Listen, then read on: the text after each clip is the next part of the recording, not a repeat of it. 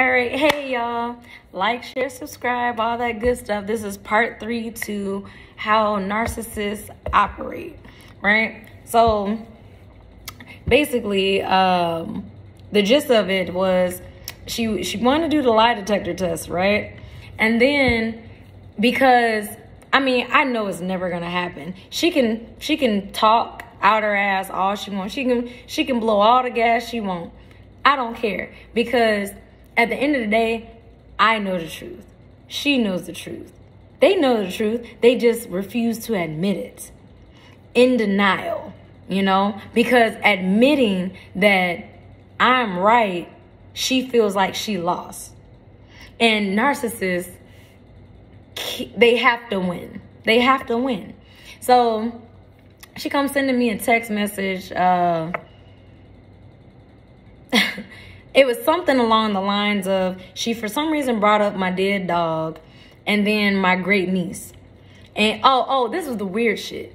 She said something like, well, her only hope is in my great niece, because my brother didn't listen to her, I didn't listen to her, and my niece didn't listen to her. So in other words, you're angry that all of us went our own ways, even though my brother is really fucked up.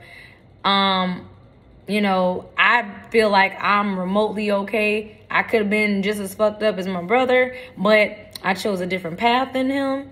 And then my niece, she's probably in the middle, like on the fence. Like, she has fucked up moments, but she knows that she can always call me and talk to me about anything. I'm not gonna judge. I'll tell her she's being stupid.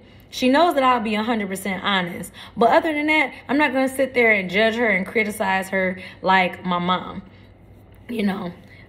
So it's just weird, because my mom is, well, my only hope is left in my great niece.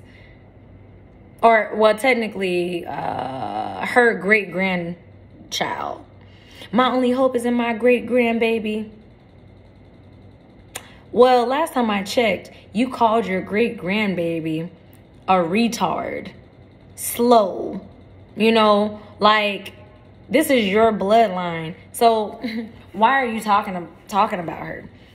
Now, the fact that my mom has tried to, come after my niece, and my niece sees her for who she is and shuts it down, now she wants to come after her daughter. See, narcissists are predators. She knows that once you become a teenager and a young adult and you start thinking for yourself, doing for yourself, they start to lose that grip and that control. So now it's like, I got to get to the babies. I got to get to the babies. Because they can brainwash and manipulate and use the babies, because they can't do that with you anymore. So she said something about me being evil, and I don't understand why she brought up my great niece and that my great niece is her only hope.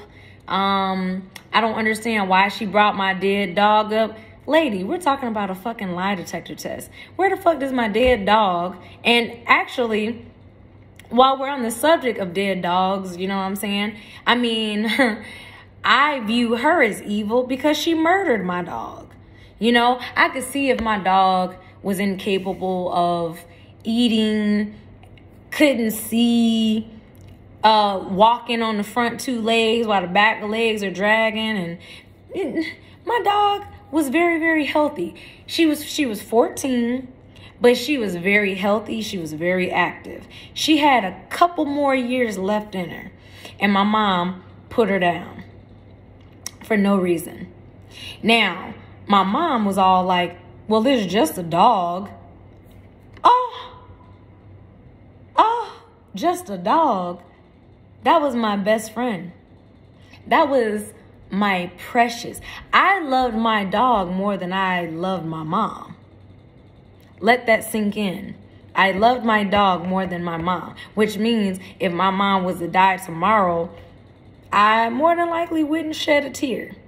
I may or may not go to her funeral. I don't know. It's a toss up in the air. But I loved my dog more than my mom.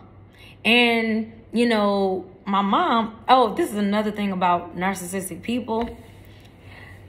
If you have pets or just anything, pets, kids, they're going to harm them. They're going to go after them because they know that that is something that you love. So they're going to attack it in order to get at you. So, you know, who knows what type of abuse my poor little puppy went through when I was away at school and when I went to college, you know. But whatever the case is, because I remember, like, with the landlines and stuff like that, like, I would call home and I'd leave a voicemail telling my dog, hey, how are you, and this and that. I never once, you know, thought about my mom.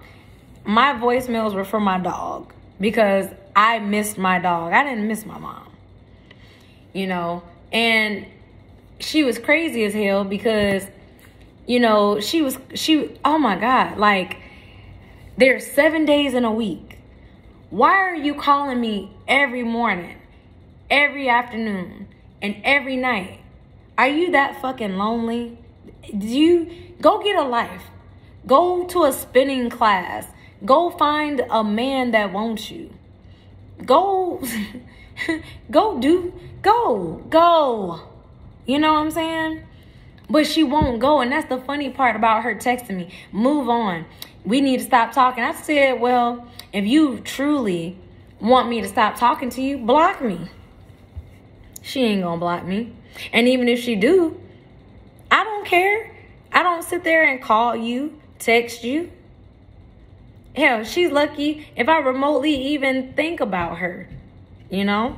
And she made it that way because she likes the way that she is. But the way that she is very toxic, you know? She's very detrimental to a person's mind, their spirit, their heart. Now, let her tell it, she's an angel. Yeah, you're a demonic angel. Wasn't Lucifer once upon a time an angel? So you can call yourself an angel all you want, Satan's kid. So, anyways, I don't be entertaining her nonsense like that. I basically got her trained to where when I say end of conversation, it's the end of the conversation. If she constantly continues the message, I'll mute her messages. I'll read them, but I'll read them when I feel like it. So if I'm starting to feel a little upset and agitated because what I'm saying is not getting through to her, I mean, she's a narcissist. It's talking to her is like talking to a brick wall. You're not gonna get anywhere. So, but just check out the behaviors that I'm listing. You know what I'm saying? The characteristics of how she acts, the way she talks, you know? That's why when you learn to know yourself, you can analyze yourself. You can sit back and think to yourself, you know, how does this feel? Because see, narcissistic people, they're clowns, they're idiots, they're imbeciles. And why would I allow your opinion to hold a lot of weight with me? You know, why would I allow her opinion to hold weight with me? That's like giving a clown power. Giving a clown or an imbecile, you know, why am I giving power to you? For what? You know? But when you know yourself and you are solid within yourself, can't nobody tell you who you are. That's the one thing that has been just irking me. Not irking me like seriously annoying me, but irking as in like she's trying to tell me how I should feel. She's trying to tell me what I should think. She's trying to tell me who I am.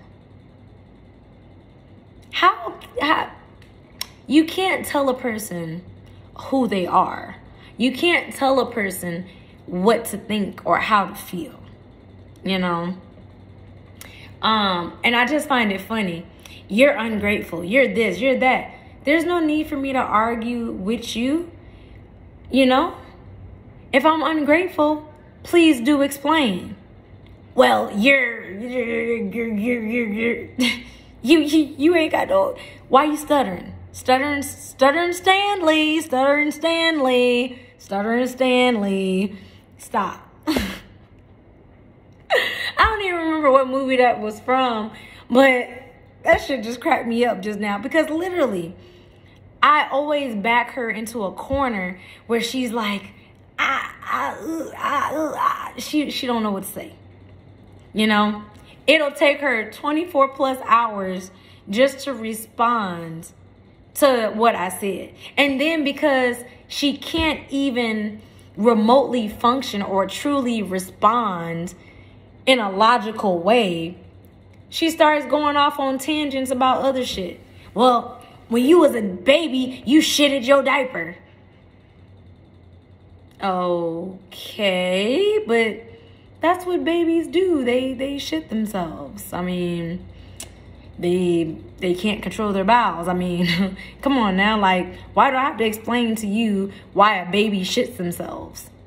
You know, like, it's just like the basic layers. They can't comprehend. They can't get it. They don't grip it. And when you find yourself in a position having to explain common human decency to someone, they are psychologically fucked up. They are. You know, I shouldn't have to sit here and explain to my mom that respect is a two-way street. It's okay for her to curse me A through Z and slap me in my face. But then if, you know, I stand up for myself and I tell her, hey, you're not going to talk to me in that manner, I demand respect, you know, then it's like, you know, how dare you stand up for yourself and talk back to me. You bow down to me. And again, I've made it very clear to her, though, if she ever in her life, you know, gets froggy and wants to dance, we can dance. You know, let's see how them 60-year-old hips and joints take these hits from a 30-year-old.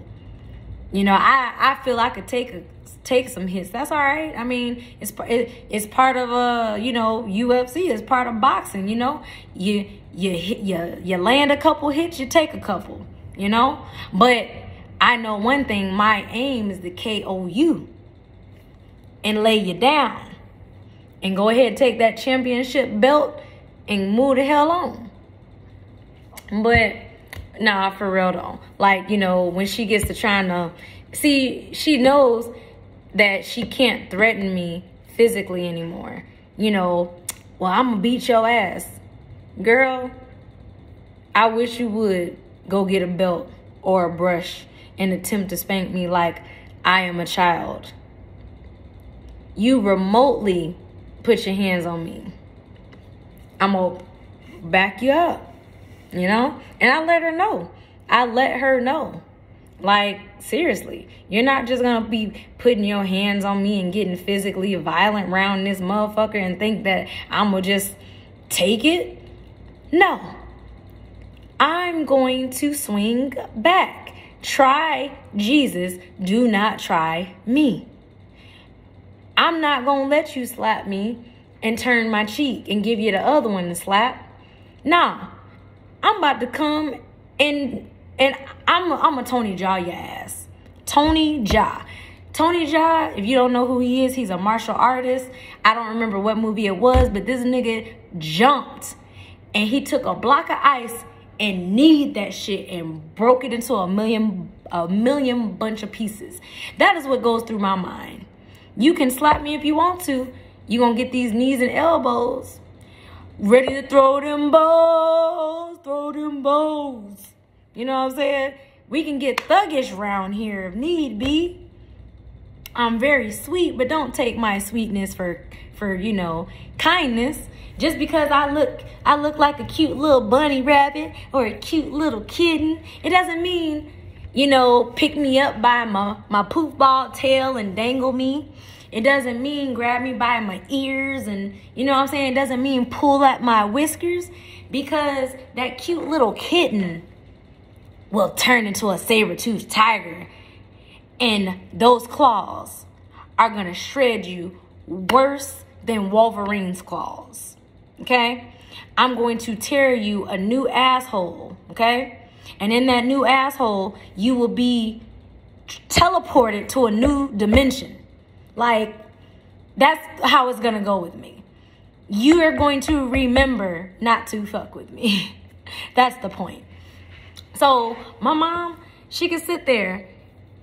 All she has is her words. And at this point, her words have no power. So it's just like, I get to the point, I don't even respond. Half the time, I'll just send laughing emojis.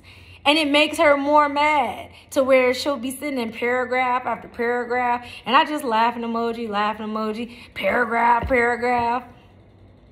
Like, what do you have to prove? Oh, this is the funny part. This is like her last message. She was like, regarding the lie detector test and Monday afternoons work best for her. I'm not going to sacrifice $400 a day. And then she tells me how I think it was like 60 something cents a mile or whatever. Why are you telling me this information? I don't care how much money you make. I don't care what's in your bank account. I have not once asked you for a penny, nor will I ask you. Like, shit is so serious that if I needed a kidney, and she's the only person on the face of this earth who can give me one of her kidneys so that I can live, I'd rather die. Why would I take a kidney from her? Why would I take a kidney from her just for her to be like, you owe me. You have one of my kidneys. If it wasn't for me, you'd be dead. Little do you know, death is the option that I would take. I'd rather die. I'd rather die than to be indebted to someone like her, who's going to try to guilt trip me. I saved your life. I gave you a kidney. You can only play that for so long. And even though you gave me a kidney, the question is, did I ask for the kidney? If I didn't ask for the kidney and you volunteered the kidney, I owe you nothing. You volunteered.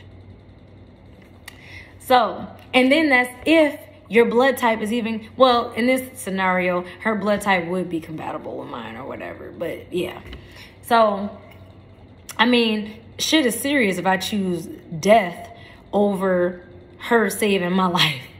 Her saving my life is creating a debt that she's gonna attempt, and then because I choose not to repay this debt that she feels that I'm in with her because she saved my life, now it's like, I should have just let you die. I should have just let you die. That's literally the mentality that she has. You know, that's the reason why, on some Eminem shit, I'm sorry, mama, never meant to hurt you, but I'm telling you tonight, I'm cleaning out my closet. For real, like all them clothes that, you know, she bought, shit, getting rid of them, you know. I don't want anything. No underwear, no bras, no socks, no pants, no nothing that she spent her money on to get me in my house. You know, money is a form of energy. I don't want her demonic energy around me. And that goes in the form of her clothes. And I say that because there was this leather jacket she used to have. And out of everything in my closet, the only thing that grow mold was that damn leather jacket. I cleaned it off or whatever, hung it back up. Some time went by, go back in, you know, the coat closet, and mind you, my other coats are touching this coat. I look on the back of this coat, look on the front of this coat, no mold, mold free. But this jacket continues to have mold growing on it. My thought process back then was, you know, especially watching shows like Supernatural, was, well, generally mold grows in dark, cold places. My closet is dark, you know, when the light is off, but it's not cold because it's, you know, when the heat's on, you know, the door is open or whatever. So why is this mold? It's not growing on nothing else, just this jacket. I was like, there must be demonic energy and a presence. And seriously, y'all, energy is a real thing. You can transfer energy, good or bad. And I learned that then, because I know when that mold was growing on that jacket, I said, I'm never going to wear this jacket again. And I was going to donate it, but I was like, why the fuck would I donate demonic energy to a poor sap out there that doesn't have a clue about energy? They put the jacket on, and next thing you know, they got some entity following them. Because, believe it or not, demonic energies, they attach to objects. So I don't know if she had a demonic energy from her attached to the jacket, and then the jacket was just growing more. I don't really 100% know, but what I do know is I threw it away. I threw it in the dumpster. Now, if somebody go dumpster diving and it's like, ooh, a jacket, then God damn it, when Jumanji happens, hey, you open that up because it got thrown away in the dumpster for a reason, you know? If I wanted somebody to wear it, I would have donated it to Goodwill or Salvation Army or something, you know? But anyways, so I'm just telling y'all or giving y'all examples of how narcissists are. Like, when you make sense and they don't make sense, they get mad because I have to beat you. Like literally, this is my mom's logic. I'm saying, no. Y'all know the movie Anchorman? Steve Carell. What's his name? I have his face. Farrell. Shoot, what's his first name? Y'all know who I'm talking about. Farrell. He was in like Blades of Glory, and you know, anyways, y'all know who I'm talking about. The comedian. I can't think of his first name, but it's on the tip of my tongue, man. Anyways, so Farrell was in it along with Steve Carell. And Steve Carell is like the retarded news anchor guy, you know. And so while all the other cast members are bickering and yelling and fussing and fighting, he's like, I'm yelling. What are we yelling about? La, la, la, la.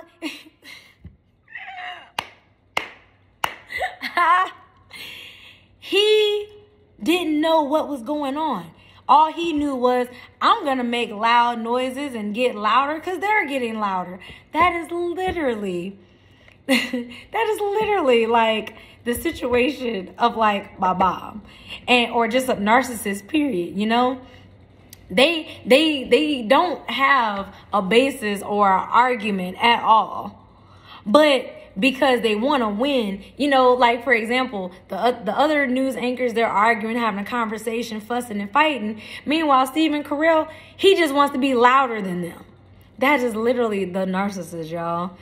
It's like, oh, the volume increase, I gotta get louder.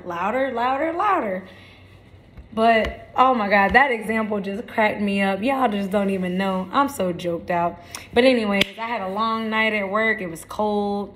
Out here in Atlanta, it's supposed to snow tonight, but I need to go ahead and take my butt to sleep. But I might end up watching something on TV. I don't know. Anyways, I had to make these videos while it was on my mind. I am tired, but yeah, I gotta do what I gotta do, because there's somebody out there that this video resonates with. So if it resonates with you, I hope you like, share, subscribe. You know, I talk about real life situations. I'm a goofball. So, you know, I present real information in a goofy manner. So, I mean, if you go back to like my day one video, you'll see the evolution if you actually go back through all my videos. You may do that, you may not do that, but I do talk about narcissism and, sociopaths and psychopaths. And I do that. And that's part of the reason why I want to actually get into life coaching, because I can recognize these people. I'm not going to say I can spot them 100% all the time. There are a few that fall through the cracks. But then once, say let's say a year is going by, and then it's just like, hold on, this fucker right here is a little off.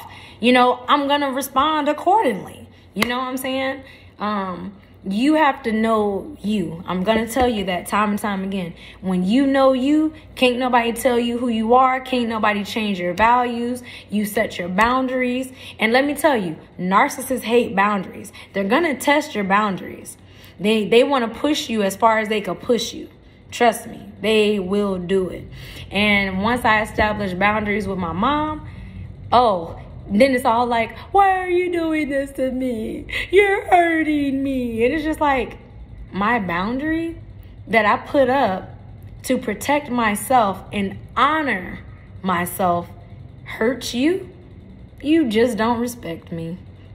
But for real, All right, well, y'all have a good one. Stay safe out there. Stay warm if you're in Atlanta or whatever. So... all right, like, share, subscribe, all that good stuff. Yeah, but other than that, if you're an empath, just know that once you get through your healing and you've learned to control your emotions and you've learned how to actually deal with these people, because you're going to have to deal with them, whether it be in a workplace, family situation, whatever the situation is, you do have to deal with these people. There's no such thing as, escaping them, particularly when society promotes it. Okay. So, and just because somebody has, narcissistic tendencies, it doesn't make them a narcissist. A narcissist is just, this is their behavior on a consistent daily basis. Somebody who has tendencies, they'll do shit here and there. You know what I'm saying? But usually narcissists do not apologize. And then if they do apologize, they don't mean it. So that's why I said you have to discern whether the apology is sincere or whether it's insincere. Because don't get me wrong, most of the time they're not going to apologize. But if they do, trust me, it's a setup. And you got to just ask yourself questions like, what do you want from me? Why is this person this? Why is that? But then people want to try to call you paranoid. No, it is okay to be cautious. It is 100% okay to be cautious, particularly when you are in the stages of healing from that type of abuse. Because I never would have guessed that, growing up with my mom was an abusive environment.